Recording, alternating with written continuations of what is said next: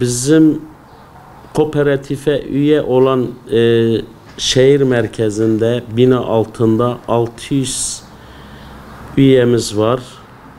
Yani hepsi de geliyor kooperatifimize, mağduriyetini dile getiriyorlar. Şu anda yani ikinci elde daha önce çok yükselme olduğu için sonra düşüşe geçti. Düşüşten sonra da şu anda sabit şekilde duruyor. Ama esnaf kan ağlıyor.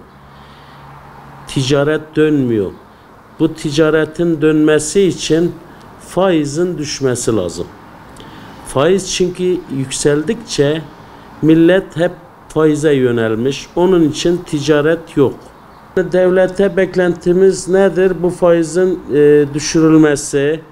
Esnafın o zaman işi açılır, ticaret yapar, alışveriş olur. Şu anda bir şey yok. Yani insanlar şimdi gelip araba alacağına gidiyor faize para yatırmış. Mesela o gün bir banka müdürüyle beraber olduk, geldi bize misafirliğe. Biz oturduk, konuştuk. Urfa'nın diyor %80'i faize para yatırmış. Ticaret yok. Hep böyle. Yani yerine koyamıyoruz. Niye koyamıyoruz? Satamıyoruz ki yerine koyalım. Şimdi mesela biz almışız 7-8 aydır araç almışız. Elimizde bekliyor. Satış yok. Şu an piyasa durgundur.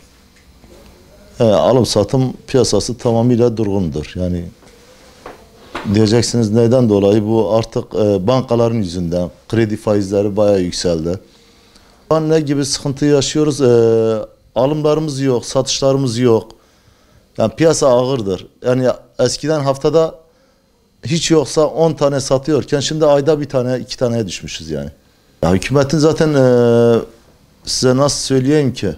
Bizi bayağı sıkıştırdılar. Noterlerden dolayı, alımlardan dolayı, vergiden dolayı, ondan sonra yakıtlardan dolayı. Yani bir müşteri bir araç aldığı zaman atıyorum yani gönül rahatlığıyla alabiliyordu. Şu an banka faizlerinden dolayı adam geliyor, ben 1 milyonluk aracı alacağıma götürüyor bankaya atıyor, aylık 60.000 TL faizini alıp cebine koyuyor. Eskiden oraya vermiyordu, gelip buradan aracını alırdı.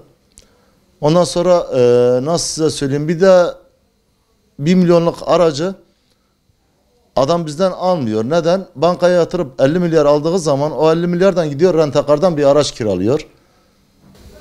Biz alıp satabiliyor muyuz? Şu an bu piyasa durgunluğundan dolayı alıp satamıyoruz.